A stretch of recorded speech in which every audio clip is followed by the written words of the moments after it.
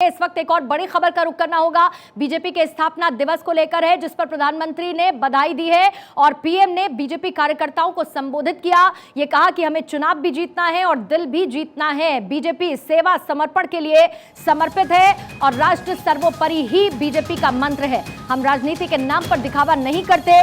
कांग्रेस की छोटी सोच, छोटे सपने। प्रधानमंत्री ने बीजेपी को आज संबोधित किया। इन तमाम बातों का जिक्र स्थापना दिवस के मौके पर किया है।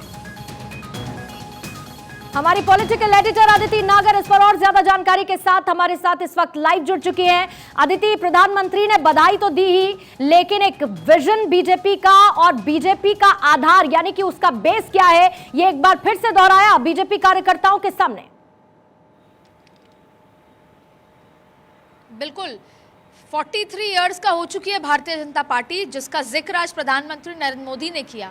और आप ये देख सकते हैं कि पास्ट की बात तो हुई है, क्योंकि आज जहां पर भारतीय जनता पार्टी पहुंची है 303 पर। आपको बता दें कि अटल बिहारी वाजपेयी, लालकृष्ण आडवाणी, अगर पुराने दिग्गजों की बात करें, दीनदयाल उपाध्याय, तो शायद वो यही सपना देखा करते थे कि भारतीय जनता पार्टी कैसी हो।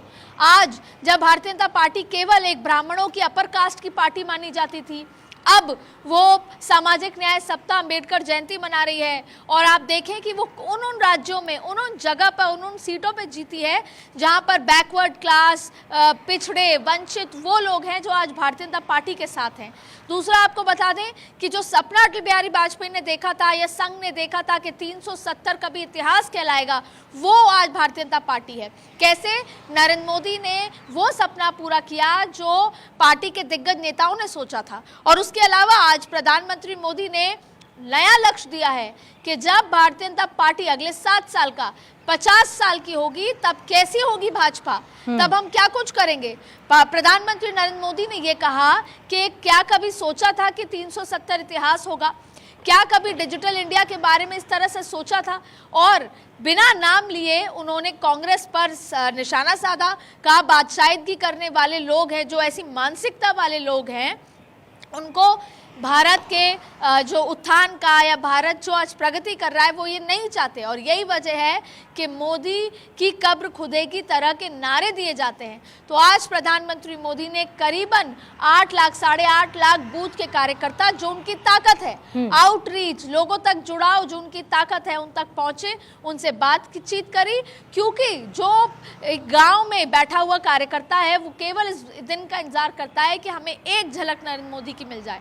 और एक और खास बात जो आज चर्चा लगातार संसद से लेकर सड़क तक हो रही थी कि भारतीय जनता पार्टी केवल नॉर्थ की पार्टी कही जाती थी, उसके बाद वो साउथ में पहुंची। कभी ये नहीं सोचा था कि नॉर्थ ईस्ट में जिस तरह की नॉर्थ ईस्ट के हालात थे, नॉर्थ ईस्ट में जिस तरह के हिंसा होती थी, वो कभी खत्म होगी। नॉर्थ ईस्ट कभी भारत का इस तरह से अंग होगा। आज लॉ मिनिस्टर ने बयान दिया पार्लियामेंट में, वो खुद नॉर्थ ईस्ट से आते हैं। तो north east, Bharatiya Janata party ने भारत को अखंड किया है, नॉर्थ ईस्ट को जोड़ा है, साउथ को जोड़ने की कोशिश है। वो संस्कृति की बात कर रहे थे।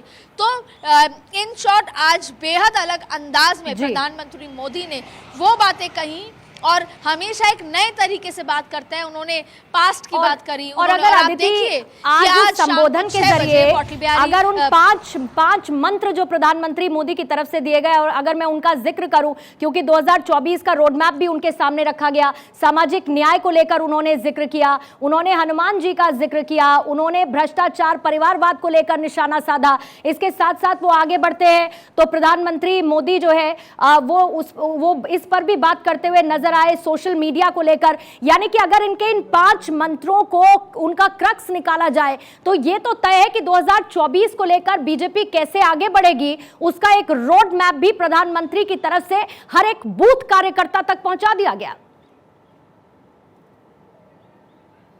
बिल्कुल, जैसे कभी अटल बिहारी वाजपेयी ये कहा करते थे कि अंधेरा छटेगा और कमल खिलेगा, कीचड़ में से कमल खिलेगा, ठीक उसी तरह आज प्रधानमंत्री मोदी ने कहा कि हनुमान की तरह हम लड़ते रहें, थके नहीं, लगातार लड़ते रहना है, जनता के लिए लड़ना है, जनता तक पहुंचना है। उन्होंने कहा कि कई बार आलोचना होगी, कई बार विपक्ष आपको टोकेगा, रोकेगा, बदनाम करेगा, लेकिन आपकी ताकत है जनता तक पहुंचना। और कुछ दिन पहले सोशल मीडिया के भी वर्कशॉप हुई थी। अब जनता तक आपको मुझे रोकना होगा।